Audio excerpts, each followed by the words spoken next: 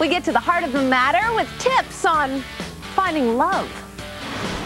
Dating isn't easy, and if anyone knows that, it's me. Dating and relationship coach Kateryna Spiewak gives us some tips on tackling the opposite sex. 3 things women can do to improve their dating success are to work on their attitude, to improve their body language, and to improve their conversation skills.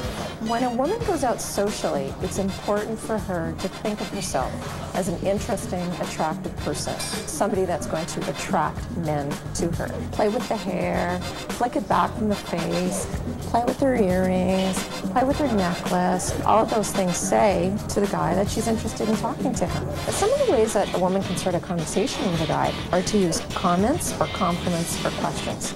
So are you a musician? No, I'm a hockey player. Hockey player, eh? My kind of guy. It's flattering to a guy because she's showing some interest in him. Definitely the internet is one of the best ways to meet people these days. There are so many sites out there like Match.com, American Singles, Date.ca, Lava Life, Plenty of Fish. I recommend that people try a number of different sites and see what works best for them. Go out as often as you can, focus on getting to know as many new people as possible. Eventually you're going to meet the right person.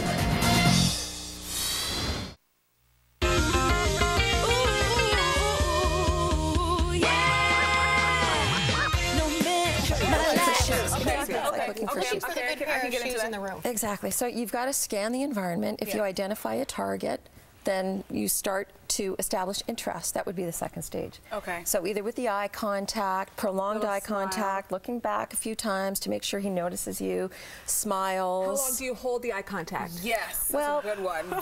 first time is a couple of seconds. You know, you look over at the person like I'm looking at you now, then you look away, and then you look back. Hold it longer.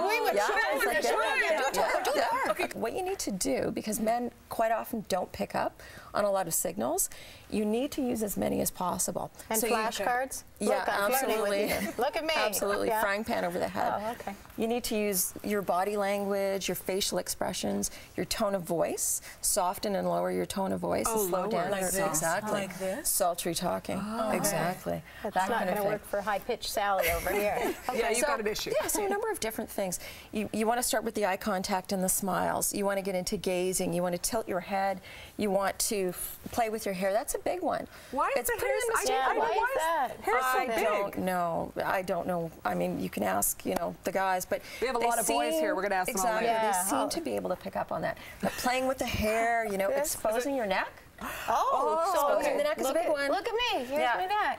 I'm buttoned right up to the top. Yeah, I know. You're definitely not flirting right now. I'm not flirting right now. As long as you don't have any hickeys from last night's action, then that's a good thing. So that's why you wear a turtleneck. So anyway, so you should expose your neck. Expose your neck because it suggests that you're willing to be vulnerable to him. And it could also suggest that you want to be kissed. So you're like Dracula. Yeah, that's right. The exposure. But it's a big erogenous zone, so you're becoming sexual by doing that. And also, with your body language and your posture, sitting up straighter or standing straighter, that's it. Stick them out, girls. That's it. Yeah, like that. I would say so. There's no reason to think that you're not the subject of gossip when you're not there.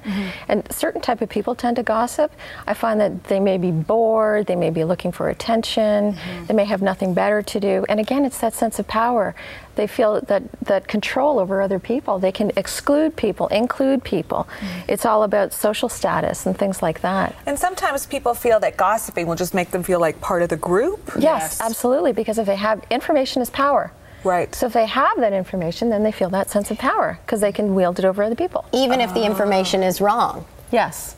Yes. So if they don't have accurate information, then they make up rumors in order to have something to pass on and hold something over somebody else.